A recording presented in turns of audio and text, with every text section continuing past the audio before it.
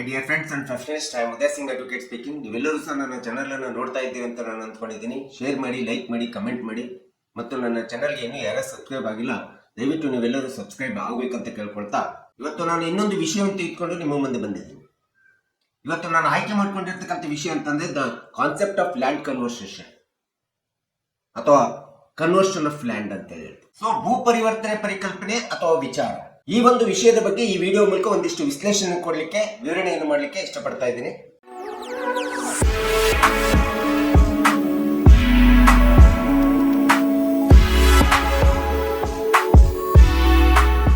ಭೂ ಕಂದಾಯ ಕಾಯ್ದೆ 1961 ಇರಬಹುದು ಅಥವಾ ಭೂ ಸುಧಾರಣಾ ಕಾಯ್ದೆ 1964 ನಾವು ನೋಡ್ತಾ ಹೋದಾಗ ಈ ಎರಡು ಕಾಯ್ದೆಗಳು ಅಥವಾ ಭೂ ಪರಿವರ್ತನಾ ಕಾಯ್ದೆಯನ್ನು ನಾವು ನೋಡ್ತಾ ಹೋದ್ರೆ ಸೆಕ್ಷನ್ 95, 96 ಮತ್ತು 97ರಲ್ಲಿ ಭೂ ಪರಿವರ್ತನೆ ಬಗ್ಗೆ ಸ್ಪಷ್ಟವಾದಂತ ವಿವರಣೆಯನ್ನ, ವಿಶ್ಲೇಷಣೆಯನ್ನು ಕೊಟ್ಟಿರ್ತಕ್ಕಂಥದ್ದು ನಾವು ಕಾಣ್ತೀವಿ. ಸೊ ಯಾಕೆ ಇವತ್ತಿನ ದಿನಗಳಲ್ಲಿ ಕನ್ವರ್ಷನ್ ಆಫ್ ಲ್ಯಾಂಡ್ ತುಂಬಾ ಅವಶ್ಯಕತೆ ಇದೆ. ಸೊ ಹಾಗಾದ್ರೆ ಈ ಒಂದು ಭೂ ಪರಿವರ್ತನೆ ಎಂದರೇನು, ಸೊ ಭೂ ಪರಿವರ್ತನೆ ಎಂದರೇನು ಎಂಬತಕ್ಕಂಥದ್ರ ಬಗ್ಗೆ ನಾವು ಸ್ಪಷ್ಟವಾಗಿ ತಿಳ್ಕೊಬೇಕಾಗುತ್ತೆ. ಯಾವುದೇ ಕೃಷಿ ಅಥವಾ ವ್ಯವಸಾಯವನ್ನ ಅಥವಾ ವ್ಯವಸಾಯಕ್ಕೆ ಯೋಗ್ಯವಾದಂತ ಜಮೀನು ಅಥವಾ ಭೂಮಿಯನ್ನ ಕೃಷಿಯೇತರ ಉದ್ದೇಶಗಳಿಗಾಗಿ ಪರಿವರ್ತನೆ ಮಾಡಿಕೊಳ್ಳತಕ್ಕಂಥದ್ದನ್ನ ನಾವು ಸಹಜವಾಗಿ ಭೂ ಪರಿವರ್ತನೆ ಅಂತೇಳಿ ಕರಿತೀವಿ. ಈ ರೀತಿ ಭೂ ಪರಿವರ್ತನೆ ಆಗಿರ್ತಕ್ಕಂಥ ಭೂಮಿಯನ್ನ ನಾವು ಎನೆ ಲ್ಯಾಂಡ್ ಅಂತೇಳಿ ಇವತ್ತಿನ ದಿನಗಳಲ್ಲಿ ಸಾಮಾನ್ಯವಾಗಿ ಕರೆಯತಕ್ಕಂಥದ್ದು ನಾವು ನೋಡ್ತಾ ಇದ್ದೀವಿ. ನಾನ್ ಅಗ್ರಿಕಲ್ಚರಲ್ ಲ್ಯಾಂಡ್ ಅಂತೇಳಿ ಕರಿತೀವಿ. ಸೊ ಇಂಥ ಒಂದು ಭೂ ಪರಿವರ್ತನೆಯನ್ನ ಯಾವ ಉದ್ದೇಶಗಳಿಗೋಸ್ಕರ ಇವತ್ತು ಕೃಷಿ ಭೂಮಿಯನ್ನ ಕೃಷಿಯೇತರ ಭೂಮಿಯನ್ನಾಗಿ ಪರಿವರ್ತನೆ ಮಾಡ್ಕೊಳ್ತಾ ಇದ್ದೀವಿ ಅಂದ್ರೆ ಇದಕ್ಕೆ ಬಹಳಷ್ಟು ಉದ್ದೇಶಗಳು ನಮ್ಮಲ್ಲಿ ಇರ್ತವೆ ಅಥವಾ ಸರ್ಕಾರ ಆ ಉದ್ದೇಶಗಳನ್ನ ಹೊಂದ್ಕೊಂಡ್ಬಿಟ್ಟು ಪರಿವರ್ತನೆ ಮಾಡ್ಕೊಳ್ತದೆ. ವಸತಿ ನಿರ್ಮಾಣಕ್ಕೋಸ್ಕರ ಇರ್ಬೋದು, ವಾಣಿಜ್ಯ ಮಳಿಗೆಗಳ ನಿರ್ಮಾಣಕ್ಕಾಗಿ ಇರ್ಬೋದು, ಮತ್ತು ಯಾವುದೇ ಒಂದು ಕೈಗಾರಿಕೋದ್ಯಮಗಳನ್ನ ನಿರ್ಮಾಣ ಮಾಡ್ಲಿಕ್ಕೋಸ್ಕರ ಕೃಷಿ ಭೂಮಿಯನ್ನ ಕೃಷಿಯೇತರ ಉದ್ದೇಶಗಳಿಗೋಸ್ಕರ ಬಳಸ್ಕೊಳ್ತಕ್ಕಂಥದ್ದು ಈ ಒಂದು ಕಾಯ್ದೆಯಲ್ಲಿ ಸ್ಪಷ್ಟವಾಗಿ ನಮಗೆ ಹೇಳಿರ್ತಕ್ಕಂಥದ್ದು ನಾವು ನೋಡ್ತಾ ಇದ್ದೀವಿ. ಸೊ ಇಂಥ ಒಂದು ಕೃಷಿ ಭೂಮಿಯು ಇತರೆ ಉದ್ದೇಶಗಳಿಗೆ ಬಳಸಿಕೊಳ್ಳುವಂತ ಸಂದರ್ಭದಲ್ಲಿ 1961 ಭೂ ಕಂದಾಯ ಕಾಯ್ದೆ ಇರ್ಬೋದು, ಭೂ ಸುಧಾರಣಾ ಕಾಯ್ದೆ 1964 ಪ್ರಕಾರ ಈ ರೀತಿ ಬಳಸಿಕೊಂಡಿರ್ತಕ್ಕಂಥ ಭೂಮಿಗೆ ಕಡ್ಡಾಯವಾಗಿ ರೆವಿನ್ಯೂ ಟ್ಯಾಕ್ಸ್ ಅನ್ನ ಕಟ್ಟಲೇಬೇಕಂತೇಳಿ ನಿಯಮ ಇದೆ.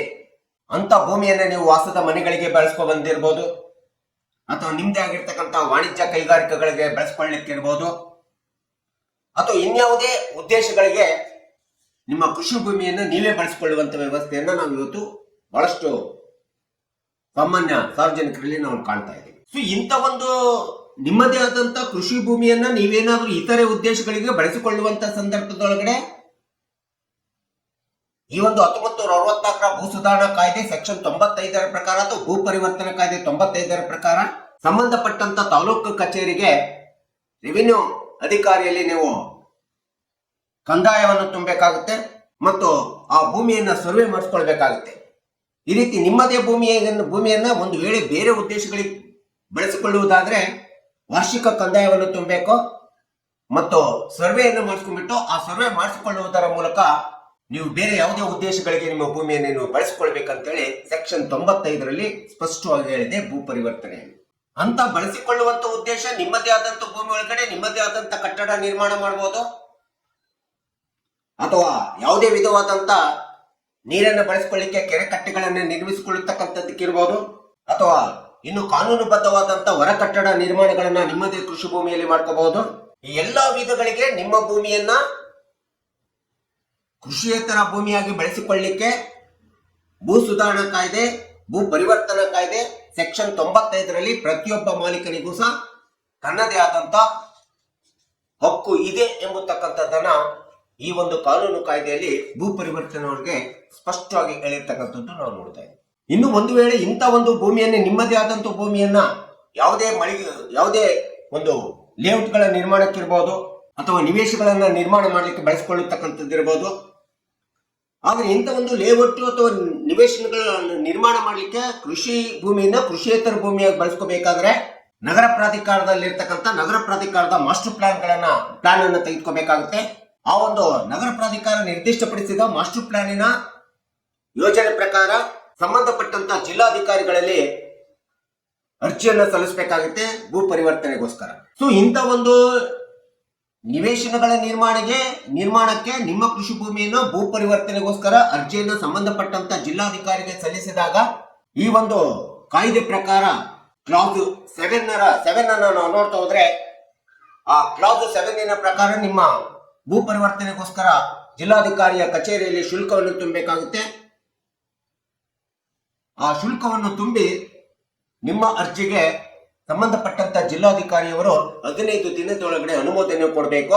ಒಂದು ವೇಳೆ 15 ದಿನದೊಳಗಡೆ ಕಾಲಾವಧಿ ಒಳಗಡೆ ಅನುಮೋದನೆ ಕೊಟ್ಟಿಲ್ಲ ಅಂತಂದ್ರೆ ಸಹಜವಾಗಿ ನಿಮ್ಮ ಕೃಷಿ ಭೂಮಿಯನ್ನ ಕೃಷಿಯೇತರ ಭೂಮಿಯನ್ನಾಗಿ ಬಳಸ್ಕೊಳ್ಳಿಕ್ಕೆ ಆ ಜಿಲ್ಲಾಧಿಕಾರಿ ಕಚೇರಿಯ ಅನುಮೋದನೆ ಸಹಜವಾಗಿ ಸಿಕ್ಕಿದೆ ಅಂತೇಳಿ ಈ ಒಂದು ಸ್ಪಷ್ಟವಾದಂತ ಕಾಯ್ದೆ ಒಳಗಡೆ ಹೇಳಿರ್ತಕ್ಕಂಥದ್ದು ನಾವು ಕಾಣ್ತಾ ಇದ್ದೀವಿ. ಇನ್ನು ಜಿಲ್ಲಾಧಿಕಾರಿಗೆ ಅರ್ಜಿ ಸಲ್ಲಿಸುವುದರ ಜೊತೆಗೆ ಸಂಬಂಧಪಟ್ಟಂತ ಪ್ರಾಧಿಕಾರಕ್ಕೆ ಅರ್ಜಿ ಸಲ್ಲಿಸಬೇಕಾಗುತ್ತೆ. ಅದು ಗ್ರಾಮೀಣ ಪ್ರಾಧಿಕಾರದ ಇಲಾಖೆ ಇರಬಹುದು ಅಥವಾ ನಗರ ಪ್ರಾಧಿಕಾರದ ಇಲಾಖೆ ಇರಬಹುದು. ಸಂಬಂಧಪಟ್ಟಂತ ಪ್ರಾಧಿಕಾರಕ್ಕೆ ಅರ್ಜಿ ಸಲ್ಲಿಸಬೇಕು. ಆ ಪ್ರಾಧಿಕಾರವು ಸಹ ಸಂಬಂಧಪಟ್ಟಂತ ಎಲ್ಲ ದಾಖಲೆಗಳನ್ನು ತೆಗೆದುಕೊಂಡು ಅರ್ಜಿಯನ್ನು ಸ್ವೀಕರಿಸಿಬಿಟ್ಟು ಆ ಒಂದು ಕೃಷಿ ಭೂಮಿಯನ್ನ ಕೃಷಿಯೇತರ ಭೂಮಿಯಾಗಿ ಬಳಸ್ಕೊಳ್ಳಿಕ್ಕೆ, ಮಳಿಗೆ ಅಥವಾ ಲೇಔಟ್ ಆಗಿ ಬಳಸ್ಕೊಳ್ಳಿಕ್ಕೆ ಅನುಮೋದನೆ ಕೊಡ್ಲಿಕ್ಕೆ, ಶುಲ್ಕವನ್ನು ಕಟ್ಟಿಸಿಕೊಂಡು ಅನುಮೋದನೆಯನ್ನು ಕೊಡ್ಲಿಕ್ಕೆ 15 ದಿನಗಳ ಕಾಲಾವಧಿ ಇರ್ತದೆ ಅಂತೇಳಿ ಸ್ಪಷ್ಟವಾಗಿ ಕಾನೂನಲ್ಲಿ ಹೇಳಲಾಗಿದೆ. ಈ 15 ದಿನಗಳ ಒಳಗೆ ಸಂಬಂಧಪಟ್ಟಂತ ಪ್ರಾಧಿಕಾರದ ಅಧಿಕಾರಿಗಳು ಜಿಲ್ಲಾಧಿಕಾರಿಗೆ ಅನುಮೋದನೆಗೋಸ್ಕರ ಕಳಿಸಬೇಕಾಗುತ್ತೆ. ಅನುಮೋದನೆಯನ್ನು ಕೊಟ್ಟು ಅನುಮೋದನೆಗೋಸ್ಕರ ಕಳಿಸಬೇಕಾಗುತ್ತೆ. ಆ ಅನುಮೋದನೆಯನ್ನು ಪಡ್ಕೊಂಡು ತಮ್ಮದೇ ಆದಂತ ಅನುಮೋದನೆಯನ್ನ ವ್ಯಕ್ತಪಡಿಸಬೇಕಾಗುತ್ತೆ. ಒಂದು ವೇಳೆ ಸಂಬಂಧಪಟ್ಟಂತ ಪ್ರಾಧಿಕಾರರು ಸಹ 15 ದಿನದೊಳಗಡೆ ತಮ್ಮ ಅಭಿಪ್ರಾಯವನ್ನು ವ್ಯಕ್ತಪಡಿಸಿಲ್ಲ ಅಂದ್ರೆ ಅಲ್ಲೂ ಸಹ ಸಹಜವಾಗಿ ಆ ಒಂದು ಪ್ರಾಧಿಕಾರದ ಅನುಮೋದನೆ ಸಿಕ್ಕಿದೆ ಅಂತೇಳಿ ಅಂದ್ಕೋಬೇಕಂತೇಳಿ ಈ ಒಂದು ಸೆಕ್ಷನ್ 96, 95, 96 ಮತ್ತು 97 ನಲ್ಲಿ ಸ್ಪಷ್ಟವಾಗಿ ಹೇಳಿರ್ತಕ್ಕಂಥದ್ದು ಭೂ ಸುಧಾರಣಾ ಕಾಯ್ದೆ 1964ರಲ್ಲಿ ನಾವು ನೋಡ್ತಾ ಇದ್ದೀವಿ. ಇದರಿಂದ 15 ದಿನ ಕಾಲಾವಧಿ ಮುಗಿತು ಅಂತಂದ್ರೆ ಪ್ರಾಧಿಕಾರದ ಆಕ್ಷೇಪಣೆಯೂ ಇಲ್ಲ ಮತ್ತು ಸಂಬಂಧಪಟ್ಟಂತ ಜಿಲ್ಲಾಧಿಕಾರಿಗಳ ಆಕ್ಷೇಪಣೆ ಇಲ್ಲ ಅಂತೇಳಿ ಕಾನೂನು ಸ್ಪಷ್ಟವಾಗಿ ಹೇಳ್ತದೆ. ಇನ್ನು ಯಾವುದೇ ಒಬ್ಬ ಮಾಲೀಕನು ಸಹ ತನ್ನದೇ ಆದಂತ ಕೃಷಿ ಭೂಮಿಯನ್ನ ಕೃಷಿಯೇತರ ಭೂಮಿಯನ್ನಾಗಿ ಪರಿವರ್ತನೆ ಮಾಡಿಕೊಳ್ಳಿಕ್ಕೆ ಭಾಗಶಃವಾಗಿ ಪರಿವರ್ತನೆ ಮಾಡಿಕೊಳ್ಳಿಕ್ಕೆ ಸ್ಪಷ್ಟವಾಗಿರ್ತಕ್ಕಂಥ ನಿಯಮ ಇದೆ ಈ ಕಾಯ್ದೆ ಅಡಿ ಒಳಗಡೆ. ಆದರೆ ಭಾಗಶಃ ಪರಿವರ್ತನೆ ಮಾಡ್ಕೋಬೇಕಾದ್ರೆ ಗಡಿಯನ್ನು ಗುರುತಿಸಿಕೊಳ್ಬೇಕಾಗುತ್ತೆ ಸಂಬಂಧಪಟ್ಟಂತ ಮಾಲೀಕರು.